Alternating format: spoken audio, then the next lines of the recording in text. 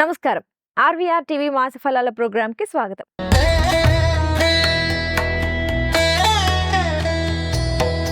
మనం ప్రతి నెల మాస ఫలాల గురించి తెలుసుకుంటున్నాం. ఏ రాశి వారికి ఎలా ఉంటుంది?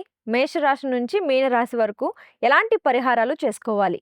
ఏ గ్రహం వారికి అనుకూలంగా ఉంది? ఇలాంటి ఆసక్తికరమైన ఎన్నో విషయాలని తెలుసుకుంటున్నాం. అందులో భాగంగా జూన్ నెలలో రాశి ఫలాలని వివరించేందుకు ఈరోజు మనతో పాటు మన స్టూడియోలో జ్యోతిష్య పండితులు, ప్రముఖ ఆధ్యాత్మికవేత్త, బ్రహ్మశ్రీ డాక్టర్ సివిబి సుబ్రహ్మణ్యం గారు ఉన్నారు. ఆయన్ని అడిగి మరిన్ని వివరాలు తెలుసుకుందాం. నమస్కారం గురువుగారు. నమస్కారం. గురుగారు, మనం ప్రతి నెల నెలకు సంబంధించినటువంటి రాశి ఫలాలను తెలుసుకోవడం జరుగుతుంది. దాంట్లో భాగంగా జూన్ నెలలో అసలు ఏ రాశి వారికి ఏ విధంగా ఉండబోతుందనే విషయాలని తెలియజేయండి. వృశ్చిక రాశి వారికి జూన్ నెలలో ఏ విధంగా ఉండబోతుంది గురువుగారు? వృశ్చికం. వీళ్ళకి అతి సామాన్యంగా రహస్యములను గుర్తించే శక్తి ఒకటుంటుంది. హుహు. తప్పులను చూసే శక్తి కూడా ఉంటుంది. అయితే ఈ ఇతరుల్లో ఉండేటువంటి దోషాలను గుర్తించి తమను సవరించుకోవడానికి వాడుకోవాలే తప్ప, వాళ్ళని సవరించే ప్రయత్నం చేయకూడదు. అలా చేసినట్లయితే వ్యక్తులు దూరమయ్యేటువంటి ప్రమాదం ఉంటుంది. అలాగే ఆలోచనల విషయంలో తొందరగా రావడం కష్టం. ఎందుకంటే శని సంచారం నడుస్తుంది ఆలోచనా స్థానంలో. అందుకని జాగ్రత్తగా ఉంటారు. తమకు ఆలోచన రానప్పుడు ఆత్మీయుల సలహాలు తీసుకోవడం మంచిది. అంతేకాకుండా ఉదయకాలం శ్రీదత్త శరణమమ అనే మంత్రాన్ని 5-6 వరకు చేసుకుంటుంటే సరి అయిన ఆలోచనలు వచ్చేటువంటి అవకాశం ఉంటుంది. అలాగే ఈ శుక్రుడి యొక్క స్థితి అష్టమ స్థానంలో ఉండడం వల్ల అందం కోసం లేదా సౌందర్య సాధనాలు లేదా సౌందర్య వస్తువులు, అందంగా ఉన్న వస్తువులు వీటిని కొనడం కోసం అవసరమైన దానికంటే ఎక్కువ ఖర్చు పెట్టేసే లక్షణం ఉంది. అలా లోబడిపోకూడదు. ఎందుకంటే దానివల్ల ఉపయోగం ఎంత, దాని యొక్క నాణ్యత ఎంత, దాని యొక్క విలువ ఎంత అని వాటిని గుర్తించడానికి ఆత్మీయుల సలహా తీసుకోవడం మంచిది. ఉద్యోగ వ్యాపారాదుల్లో బాధ్యతలు పెరుగుతాయి. అయినా సరే వాటిని సాధించడం ద్వారా, ఎక్కువ శ్రమపడడం ద్వారా దాన్ని పురోగతిని అయితే సాధించవచ్చు. ఆదాయ మార్గాలు కూడా విస్తరిస్తాయి. కానీ వాటిని సద్వినియోగం చేయడం విషయంలో ఎక్కువ శ్రద్ధ తీసుకోవాలి. సూర్యుని యొక్క స్థితి మొదట సప్తమ స్థానంలో, తర్వాత అష్టమంలో కూడా ఉంటుంది. తర్వాత దానివల్ల ఏమవుతూ ఉంటుంది అంటే అష్టమ స్థితి వల్ల ఆరోగ్య విషయంలో కొంత ఇబ్బంది కలిగే అవకాశం ఉంది. తనకు కానీ, తన యొక్క తండ్రి మొదలైన వారికి కానీ, తండ్రి వైపు బంధువులకు కానీ, తనకంటే పెద్దలకు కానీ, తన పై అధికారికి కానీ ఆరోగ్య సమస్యలు ఉండేటువంటి అవకాశాలు ఉంటాయి. వాటిని అధిగమించడం కోసం వం క్రీం అచ్యుతానంత గోవింద అనేటువంటి మంత్రాన్ని కనుక తెల్లవారుజామున 5-6 వరకు చేసుకుంటుంటే ఆ ఆరోగ్య సమస్యలను మనం అధిగమించగలుగుతాం. అలాగే ఆర్థిక సమస్యలను కానీ, వ్యక్తిగత సమస్యలను కానీ నివారించుకోవడం విషయంలో తమ శక్తియుక్తులు వినియోగించగలుగుతారు. దానివలన అభివృద్ధిని సాధిస్తారు. రావలసిన బాకీలు వసూలు చేసుకోవడం విషయంలో ఎక్కువ శ్రద్ధ పాటించాల్సిన సమయం ఇది. ఆ విధంగా రావాలి అంటే మనం ఏం చేయాలి అంటే సాయంకాలం 5-6 వరకు జనని కనక వృష్టిని దక్షిణాన్ని తెర్పయామి, 6-7 వరకు అరుణాచల శివ, 7-8 వరకు సుమంతో సుమంతో శ్రీ కార్తవీర్యార్జునాయ నమః అనే మంత్రాలను జపించుకోవడం ద్వారా వసూలయ్యే అవకాశం ఉంది. ఆ వసూలైనటువంటి వాటిని సద్వినియోగం చేయడానికి కూడా ఈ సుమంతో సుమంతో శ్రీ కార్తవీర్యార్జునాయ నమః అనే మంత్రం బాగానే పనిచేస్తుంది. అందువలన మన శ్రమ, కాలము, ధనము వ్యర్థం కాకుండా ఉండడం కోసం ఈ మంత్రాన్ని జపించుకుంటూ ఉంటే వారు అభివృద్ధిని సాధించగలుగుతారు. ముఖ్యంగా తాము చేసేటువంటి పనుల వల్ల గుర్తింపు రావడానికి ఉపకరిస్తుంది అన్నమాట.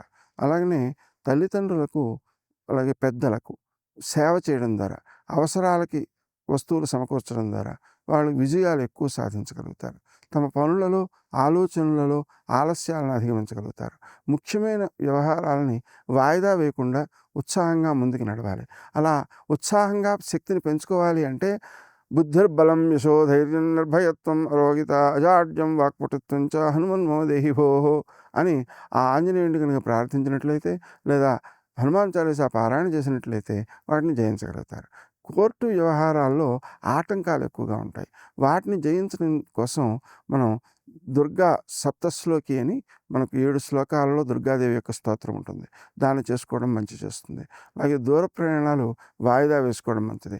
అలాగే తప్పనిసరిగా కనుక ప్రయాణాలు చేయాల్సి వస్తే గౌతమ నామాన్ని చేసుకోవడం మంచిది. స్వల్పంగా అనారోగ్యాల్ని పొందేటువంటి అవకాశం ఉంది కానీ మనం ఓం క్రీం అచ్యుతానంద గోవింద అనే మంత్రాన్ని జపించుకోవడంతో తమకు తమ తల్లిదండ్రులకి కూడా ఆరోగ్యాన్ని పెంపొందించుకోవచ్చు. ముఖ్యంగా తల్లిదండ్రులతో కానీ సోదరులతో కానీ ఆస్తికి సంబంధించినటువంటి వివాదాన్ని పొందేటువంటి అవకాశం ఉంది. దానికి పరిష్కారం ఎలా కలుగుతుంది అంటే స్త్రీలను మనం ప్రాధాన్యం ఇచ్చి వాళ్ళతో మాట్లాడించినట్లయితే పరిష్కారం దొరికేటువంటి అవకాశం ఉందన్నమాట. స్త్రీజన సహకారం అవసరం. అలాగే వివాహాది విషయాల్లో కూడా మనం స్త్రీలనే ముందుగా మాట్లాడించినట్లయితే అనుకూలతలు పెరిగే అవకాశం ఉంది. అలాగే విందు వినోదాల్లో పాల్గొనేటువంటి అవకాశం ఉంది. అలాగే సినీ రంగంలో ఉండేటువంటి వారు ప్రసిద్ధిని పొందుతారు, ఆర్థిక ప్రయోజనాలు కూడా పొందుతారు. రాజకీయ రంగంలో ఉండేటువంటి వారు మేలు చేస్తారు ప్రజలకి, తద్వారా వాళ్ళు గుర్తింపును పొందుతారు, అభివృద్ధిని పొందే అవకాశాలు కూడా ఉన్నాయి. అలాగనే కుటుంబ వ్యవహారాల్లో జీవిత భాగస్వామిని సంప్రదించి నిర్ణయాలు తీసుకోవడం మంచిది. వారి సలహాతో ముందుకెళ్ళినట్లయితే ఎక్కువ అభివృద్ధి కలుగుతుంది. విద్యార్థులు కొంత శ్రమతో మంచి ఫలితాలు సాధించగలుగుతారు. అయితే ఆ శ్రమతో పాటు దైవారాధన కూడా చాలా అవసరం. శ్రీ హయగ్రీవాయ నమః అనే మంత్రాన్ని ఉదయం 5 నుంచి 6 వరకు జపం చేసుకోవడం, అలాగే తల్లిదండ్రులు కూడా పిల్లల కోసం చేయడం. తల్లిదండ్రులు డబ్బు ఇద్దాం పిల్లల కంటే ప్రయోజనం తక్కువ, వాళ్ళకి జ్ఞానం ఇద్దామంటే ప్రయోజనం ఎక్కువ. ఆ జ్ఞానంతో వాళ్ళు తర్వాత కూడా రాణిస్తారనమాట. అంతేకాకుండా వాళ్ళు పరీక్ష రాసేటువంటి సమయంలో కూడా ఆ 3 గంటలు కూడా ఈ జపాన్ని చేయడం వల్ల అభివృద్ధి ఎక్కువ కలుగుతుంది. అలాగనే ఒత్తిడి, అలాగే నిద్రలేమి మొదలైనటువంటి వాటిని అధిగమించాల్సిన అవసరం ఉంది. దానికోసం ఆరోగ్యం కోసం సూర్యుడిని ప్రార్థించాలి. సూర్యుడికి సంబంధించినటువంటి వేలు ఉంగరం వేలు అనమాట. దీన్ని మనము నూనె రాసి, కొబ్బరి నూనె రాసి ఇలా లాగుతూ ఉండడం ద్వారా మనం ఆరోగ్య సమస్యలను అధిగమించేటువంటి అవకాశం ఉంటుంది. అలాగే సుబ్రహ్మణ్య స్వామిని ఆరాధించడం ద్వారా మనం అప్పులు తీర్చుకునేటువంటి అవకాశం ఉంటుంది.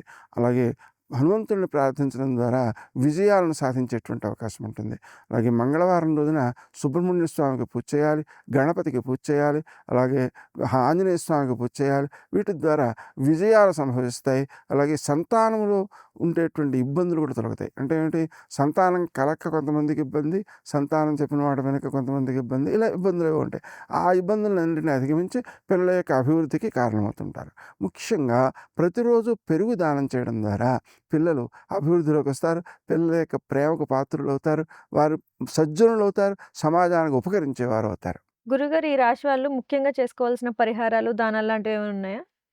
ముఖ్యంగా మనం ఆవులకు గడ్డి వేయడం సకల గ్రహదోష నివారకం. హుహు.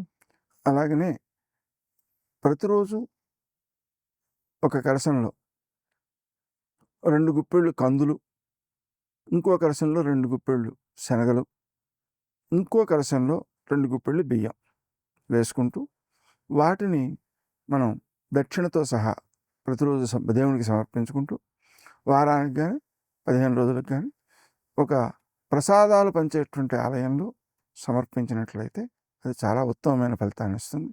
దానం చెయ్యని రోజు దుర్దినం. అంటే దానం చేయకుండా భోజనం కూడా చేయకూడదు.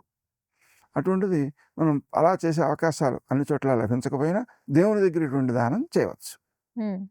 గురుగారు, వృశ్చిక రాశికి సంబంధించి చాలా చక్కటి విషయాల్ని తెలియజేసినందుకు ధన్యవాదాలు. చూసారుగా, డాక్టర్ సివిబి సుబ్రహ్మణ్యం గారు చెప్పిన పరిహారాలు విన్నారుగా. మీకు కూడా ఏమైనా సందేహాలుంటే కమెంట్ బాక్స్లో కమెంట్ చేయండి. అలాగే ప్రతి రాశి గురించి గురువు గారు చాలా చక్కగా వివరించారు. అవన్నీ ప్లేలిస్ట్లో ఉంటాయి, చూడండి. మీ రాశికి చక్కని పరిహారాలు తెలుసుకోండి. మరిన్ని ఇలాంటి ఇంట్రెస్టింగ్ వీడియోల కోసం మన ఆర్వీఆర్ టీవీని లైక్ చేయండి, షేర్ చేయండి, సబ్స్క్రైబ్ చేసుకోండి. నమస్కారం.